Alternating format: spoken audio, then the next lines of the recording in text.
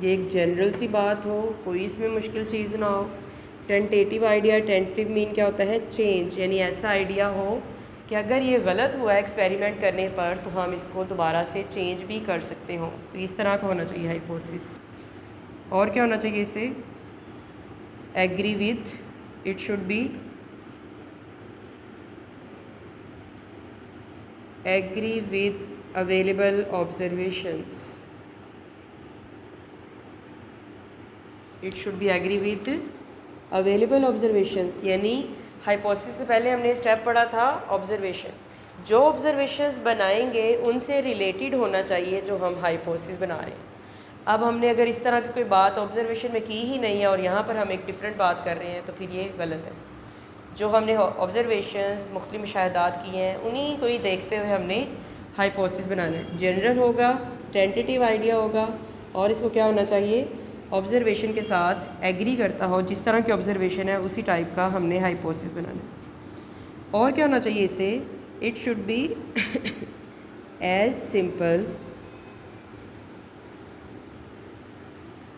As possible, जितना मुमकिन हो इसको सिंपल रखना है।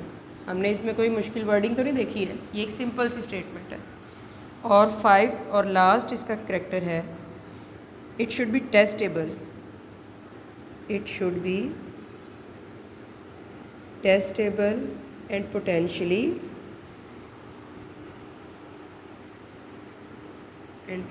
क्या होना चाहिए इसे? फॉल्सिफाइबल।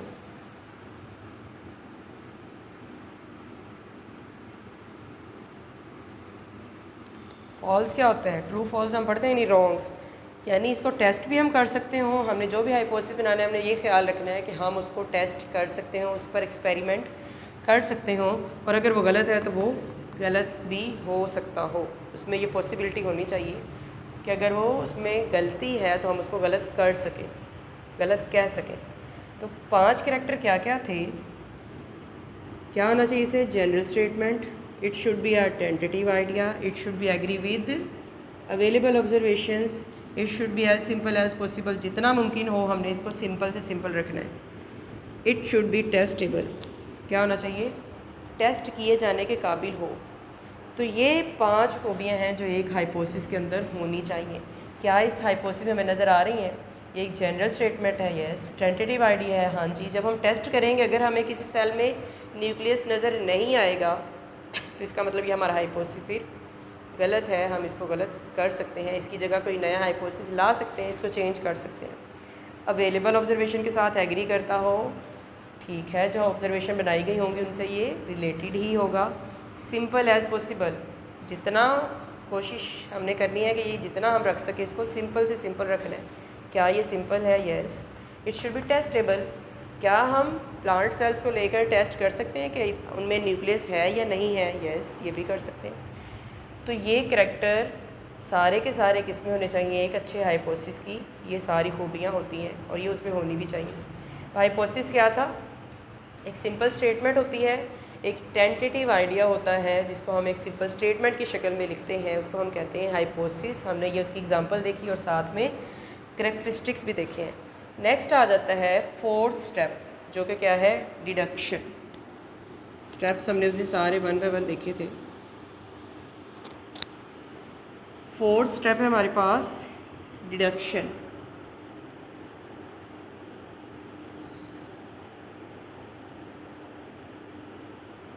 अब डिडक्शन क्या है? इसी हाइपोथेसिस को जब हम थोड़ा सा एक्सप्लेन करते हैं, इसकी हम लॉजिकल रीजनिंग देते हैं तो हम कहते हैं ये क्या है? डिडक्शन। तो डिडक्शन क्या होती है? It is a logical consequence of hypothesis.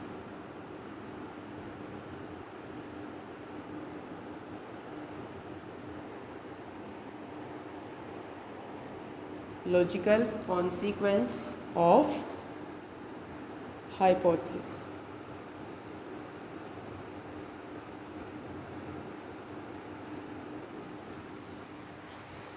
अब हम इसकी एग्जांपल देखते हैं। जैसे हमने इसकी देखी थी तो हम इजीली बाकी सारी चीज़ें समझ आ गई। इसकी भी हम एग्जांपल देखते हैं। ये लॉजिकल कॉन्सिक्वेंस ऑफ हाइपोथेसिस का मतलब क्या है? इसी एग्जांपल का हमने क्या करना है, हाइपोथेसिस से आगे डिडक्शन लेकर चलनी है। तो हम इसी एग्जांपल से आगे हम डिडक्शन किस तरह से बनाते हैं। कहते हैं कि if I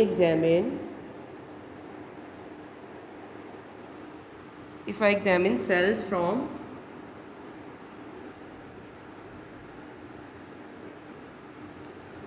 a blade of grass,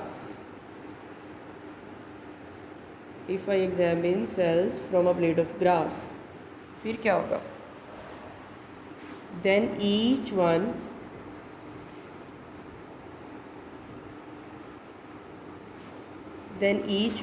will have a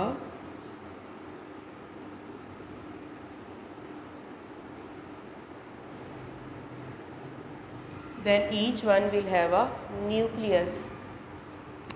यही चीज़ है, इसको थोड़ा सा लॉजिकल रीजनिंग के साथ पेश किया गया है कि क्या कहते हैं कि इफ़ आई एग्जामिन, अगर मैं मुआयना करूं cells from a blade of grass. Blade of grass क्या होता है, ये होता है ब्लेड ऑफ ग्रास, ये घास का जो एक तिनका है उसे हम कहते हैं ये ब्लेड है,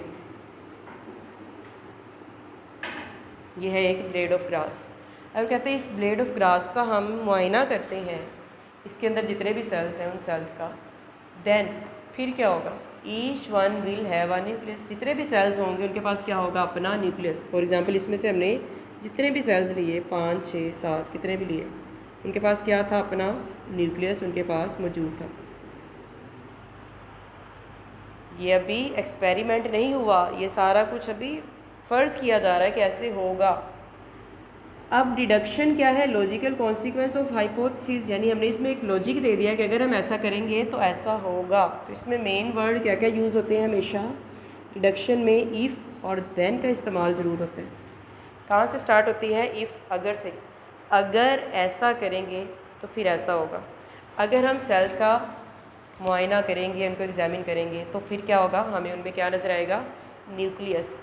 अब ये 100% नहीं है कि हम ऐसे करेंगे तो ज़रूरी है कि उनमें नज़र आएगा, ये एक्सपेरिमेंट करेंगे तो पता चल जाएगा कि हमें नज़र आता है या नहीं नज़र आता है। तो ये क्या थी डिडक्शन, उसकी डेफिनेशन करेंगे आपने उसकी एग्जांपल की, आप उसमें बताएंगे कि आपने उसमें कौन से मेन वर्ड्स हैं जो ज़रूर यूज़ करने हैं इफ़ और देन के। और ब्लेड ऑफ ग्रास का मतलब क्या बताया, घास का एक जो तिनका होता है, एक पत्ता होता है। उसके बाद डिडक्शन के बाद नेक्स्ट जो स्टेप है नंबर 5, वो क्या है, एक्सपेरिमेंट।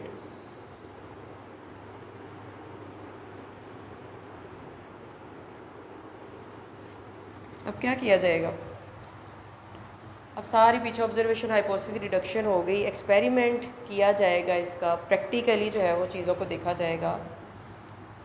जैसे हम यही वाली एग्जांपल लेकर चलते हैं तो साइंटिस्ट क्या करते हैं, अगर इसका वो एक्सपेरिमेंट करते हैं, डिफरेंट सेल्स को देखते हैं तो उन्हें क्या नज़र आता है, हर सेल के अंदर अपना न्यूक्लियस नज़र आता है उन्हें, हर प्लांट सेल के पास अपना न्यूक्लियस होता है। अब एक्सपेरिमेंट में अगर तो एक्सपेरिमेंट जो आपकी जो डिडक्शन, ये हाइपोथेसिस डिडक्शन चलती आ रही है, अगर वो ठीक हो जाता है हाइपोथेसिस, अगर हाइपोथेसिस ट्रू हो गया, सही है, तो हम अगले स्टेप की तरफ जाएंगे। अगर हाइपोथेसिस गलत हो गया है तो फिर क्या करेंगे, फिर हम यहाँ से दोबारा कहाँ आ जाएंगे, लास्ट टाइम भी बताया था, फिर दोबारा से हम यहाँ से हाइपोथेसिस नए बनाएंगे, न्यू हाइपोथेसिस बनाएंगे, और ये सारे दरमियान वाले स्टेप फिर दोबारा से सारे आगे करेंगे। तो एक्सपेरिमेंट में क्या करना है, अगर हाइपोथेसिस ठीक है तो फर्दर आगे उसकी और टेस्टिंग होगी, फिर अगले स्टेप की तरफ जाया जाएगा, नहीं तो फिर दोबारा से हाइपोथेसिस वाले स्टेप पे, स्टेप नंबर 3 पर अगेन फिर दोबारा वहीं से स्टार्ट काम शुरू हो जाएगा दोबारा। जो एक्सपेरिमेंट है इसमें 2 तरह के ग्रुप होते हैं। एक्सपेरिमेंट में क्या होते हैं, 2 तरह के ग्रुप्स होते हैं। एक को हम कहते हैं कंट्रोल ग्रुप, एक होता है हमारे पास कंट्रोल ग्रुप, एक होता है हमारे पास एक्सपेरिमेंटल ग्रुप।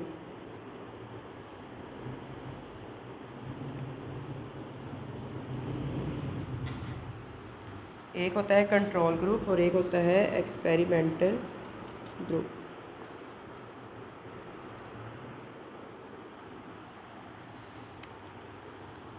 अब ये कंट्रोल और एक्सपेरिमेंटल क्या है?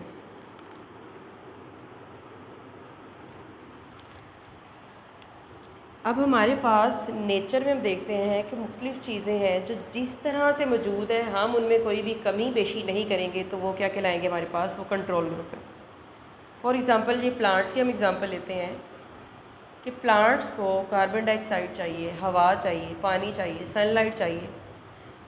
इनमें से अगर कोई चीज़ हम कम कर देते हैं, किसी पौधे को पानी नहीं देते हैं, या हम वहाँ से उठाते हैं सनलाइट से और हम उसे किसी कम लाइट वाली या ना जहाँ लाइट हो वहाँ रख दें, या कार्बन डाइऑक्साइड नहीं दे रहे, तो ये क्या कर रहे हैं हम उसको क्या, वो हमारा बन जाता है एक्सपेरिमेंटल ग्रुप। यानी हम उस पर एक्सपेरिमेंट करके देखना चाहते हैं कि कोई चीज़ हम कम या ज़्यादा करते हैं तो क्या होता है। तो कंट्रोल ग्रुप कौन सा है? जो नेचर में जैसे है वैसे ही चल रहा है। एक्सपेरिमेंटल कौन है? जिसको हम आर्टिफिशली खुद से कंडीशन जिसकी चेंज कर देते हैं। हम इसकी डेफिनेशन क्या कहेंगे? कंट्रोल ग्रुप फिर कौन सा ग्रुप है? इट इज़ फॉर्म्ड, ये बुक में नहीं है, ये खुद से करनी है, ये पेपर में आ जाता है। कंट्रोल और एक्सपेरिमेंटल का डिफरेंस बताएं, और इनके बारे में क्लियरली कुछ नहीं है बुक में, ये आपने खुद से इनको जो है वो करना है। कंट्रोल ग्रुप क्या होता है? इट इज़ फॉर्म्ड अंडर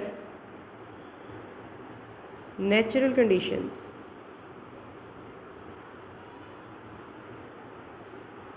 ये कौन सी कंडीशंस के नतीजे में बनता है? नेचुरल कंडीशंस के नतीजे में। जबकि इसमें आप क्या कहेंगे? It is formed under artificial conditions. It is formed under, सारा सेम रहेगा, नेचुरल की जगह पे आप क्या लगा देंगे? Artificial.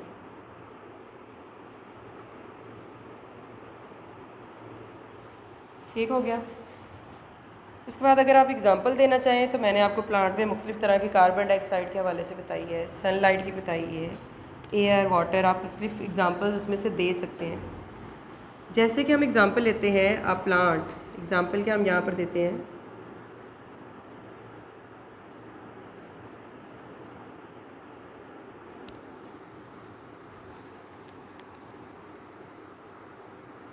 A plant with free carbon dioxide. एक पौधा है जिसको क्या मिल रही है? फ्री कार्बन डाइऑक्साइड जितनी भी मिल रही है वो उसको, हम उसमें कोई चेंज नहीं ला रहे। दूसरी तरफ एक प्लांट है जिसको कार्बन डाइऑक्साइड फ्री नहीं मिल रही है जितनी भी थी, इधर क्या कहेंगे हम? A plant without free carbon dioxide.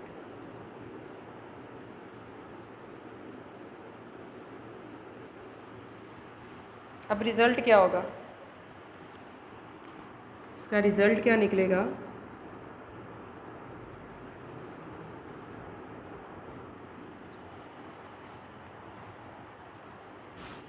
क्या इसमें फोटोसेंसिस का अमल होगा? क्या एक्सपेरिमेंटल वाले में होगा? इन दोनों में से जिसको मिल रही है कार्बन डाइऑक्साइड वहाँ पर फोटोसेंसिस होगी, तो इधर हम क्या कहेंगे? Photosynthesis occur, photosynthesis occur due to presence of carbon dioxide. जबकि इसमें आप क्या कहेंगे? फोटोसेंसिस डज नॉट अकर, नहीं होगी।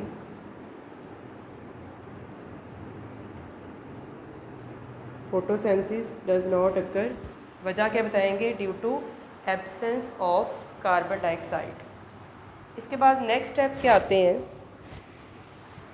एक्सपेरिमेंट भी कर लिया, नेक्स्ट स्टेप है हमारे पास समराइजेशन ऑफ रिजल्ट्स।